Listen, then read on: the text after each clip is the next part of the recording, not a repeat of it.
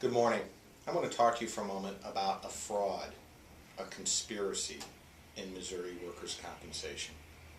It's not an illegal conspiracy, but it's a conspiracy nonetheless designed to limit the benefits of an injured worker. Originally, the laws in Missouri and many other states for workers' compensation were designed to limit the liability of employers. In fact, they wanted to call it Limiting the Liability of Employers Act. But that didn't sound nice for the public. And so this group of conservative business owners and politicians decided that they would call it something like they're giving you something. So we named it Missouri Workers' Compensation. It limits your pain and suffering. You don't get any money for that. You are limited in your recovery to your permanent and partial disability. So at the very moment that you're injured, the laws are stacked against you because your business wants to keep the money for themselves and their insurer wants to make money. And so they want to pay you as little as possible. And they created laws, they conspired in a legal way to make it difficult for an injured worker to recover. And I'm going to explain that process to you and why you need a lawyer, whether it's Cantor and Berger or anybody else that knows how to handle Missouri workers' compensation. You absolutely need representation to get what's fair to you if you're injured on the job. There are three main benefits that the employer owes. The first is that they owe all of your medical bills. But there's a caveat to that. Your medical bills need to be authorized. So the employer gets to choose the doctor. And it's a racket. I mean, these doctors will do a surgery on you for a rotator cuff or a herniated disc in your spine or your back. And then they say, oh, it was a degenerative change. Your problem wasn't caused by work. The reason that you needed to have this surgery is that you're 20 pounds overweight and you're whatever age you are. They say that routinely. They use fancy words, spondylolisthesis, degeneration. They say that they call you malingerers, like you're faking your injury.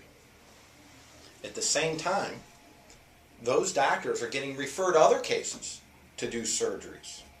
And at the end of the case, they get to do what's called a rating evaluation. It's supposed to be an independent medical evaluation, but really it's not. The employer chooses a doctor that says you have little or no disability. You need a lawyer if for one reason to send you to a doctor who's going to give an honest opinion about what your actual disability is. And then even once you've established that disability, you're confined to what I call the meat chart. And I'm going to talk about that now, and I'm going to illustrate it. So if you look on my screen over here, and we're going to move for a minute, we're not professionals, we're doing the best job we can. This is what I like to call the meat chart. It is a chart of permanent partial disability. And if you look at it, your wrist, which encompasses your hand, is worth 175 weeks of pay, but not really, because you're capped out at 2/3 of your average weekly wage. So if you get your hand cut off at your wrist, you get 2/3 of 175 weeks of pay, up to a maximum amount. And if you stay there, I'm going to show you what the rate chart is. You can find this on our website at cantorberger.com. But right now, as of between July 1st, 2013 and June 30th, 2014, if you are an over-the-road driver or a union carpenter or whatever your earnings are, let's say you make 1,200 hours a week, the most they're required to pay you while you're off work is $853.08 a week. So if you're earning 1,000 or 2,000 hours a week, that's the most they'll have to pay you. The SAWW stands for State Average Weekly Wage. So they have to pay 2/3 of the state average weekly wage. If you're earning more than that, it's still capped at $853. And if you go back in time, you know, if your injury was in 2006, they would have owed you 2/3 up to $718.87. That's for the while you're off. If you're off forever, if you can never work again, that's all they owe you per week. Then there's permanent partial disability, which right now is $446.85. So when I talk about you losing your wrist, your hand, cut off completely, we're not talking about a lot of money. We're talking about the most they would have to pay you is, actually it's 10% more because you've lost a complete hand, but for purposes of this video, it's 175 weeks times 446.85. So stay with me for a minute. As your lawyer, I think that's ridiculous. That's the conspiracy created by large employers and by insurers to pay you as little as possible. So what does a good lawyer do?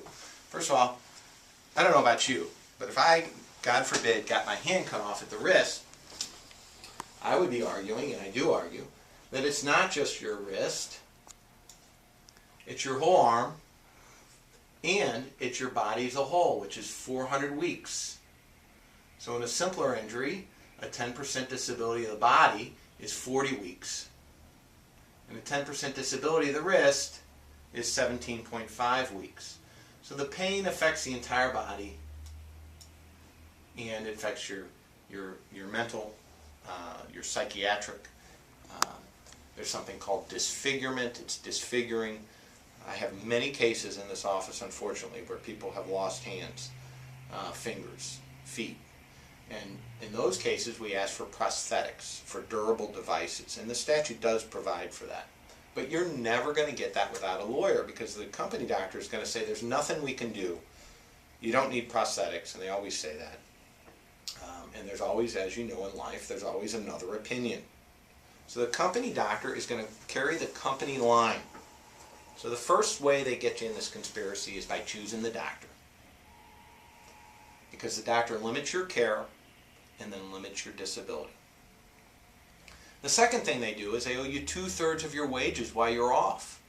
But they calculate those wages. Most people don't know how to check that. There's a lot of ways to calculate wages. What if you only work 20 hours a week? What if you're earning $8 an hour and $20 a week? Are they going to say that your wage is $160 a week? Yes, they are. If you come to me, I'll tell you ways around that. Okay?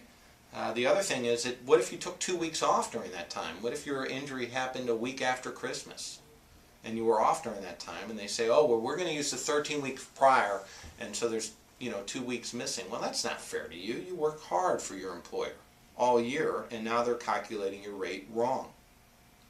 They owe you, after you miss 3 days, they owe you 2/3 of your wages. But if you miss 2 weeks, they got to go back and make up those first 3 days.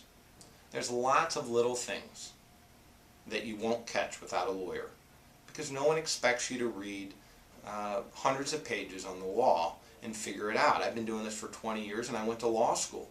And it's not a knock to my clients. It's a major disadvantage. There's a conspiracy to not give you money. Again, the conspiracy is legal, but they're limiting your recovery. The last thing is that lump sum payment. If you come to Cantor & Berger, I'm going to send you to a doctor who will give a fair opinion as to your disability and what your medical needs are. We don't charge anything for that. We pay for that. At the end of the case, we take out our fee and our expenses. Most of the time, our clients do 2 or 3 times better than if they would have done it on their own, even after our attorney's fees. I have cases that you would not believe. I had this case, Dale Weeda versus Step Brothers Bridge and Iron, where the offer was $10,000 for my guy that was an iron worker, and he's given me permission to talk about it. And we tried the case 6 times, and he got a lot of money. And they got sanctioned to the tune of, I think, more than $100,000 for their bad behavior. In that case, a doctor said my client had diabetes, and that's why he wasn't healing. And he wasn't being compliant with his diabetes medication. Well, the problem with that case was that my client didn't have diabetes. They made all that up.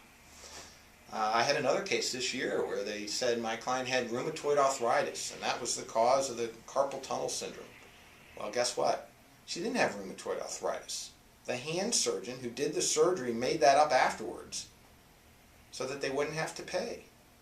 I've got cases in my office right now with rotator cuff tears where they say, oh, it's inoperable. It's too small, we're not going to do anything about it.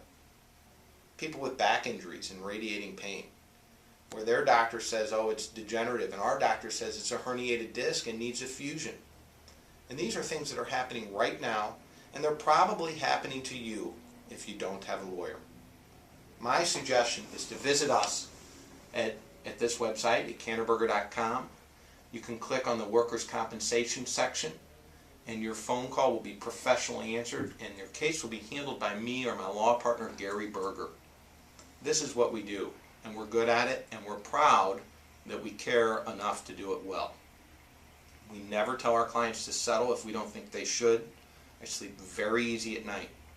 I fight these cases hard, sometimes over very little bits of money, because the system is so cheap that I want my clients to get every penny that they deserve. And you know what? If I feel like they're cheating you, I tell you that, and we can go to trial. I try these cases routinely.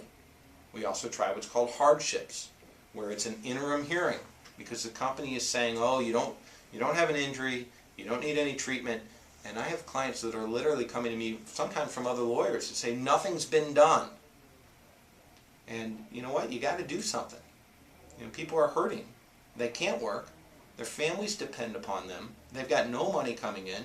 You got to file a hardship. You got to go to trial. That's why we're trial lawyers. If you don't go to trial, you can't call yourself a trial lawyer. So come to us. Come visit. We'll give you our brochure.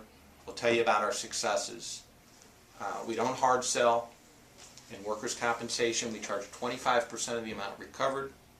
We do not charge a fee unless we've earned it. So if they're paying you your wages, we don't take a fee on that. If they're paying for your medical, we don't take a fee on that. We charge on what we've earned. If you come to us and they're not paying you your medical, and we file a hardship and we get you that medical, we've earned our fee, and you get the treatment. We take our fee on the lump sum payment in most cases at the end of the case. So if there's a $100 recovery, you get $75 and we get $25.